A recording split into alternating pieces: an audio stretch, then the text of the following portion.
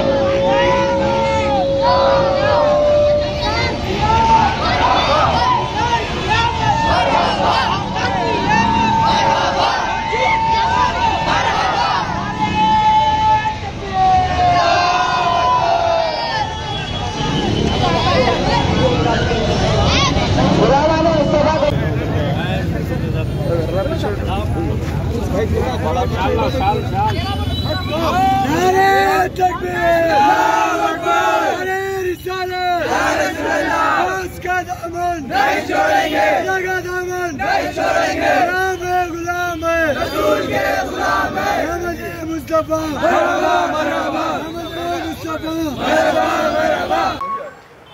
बिस्मिल्लाहिर्रहमानिर्रहीम। मैं ख्वाजा पाशा चौधरी गुलामान मुस्तफ़ा कमेटी की जानिब से आलम इस्लाम को ईद मिलादुन्नबी की मुबारकबाद देते हैं।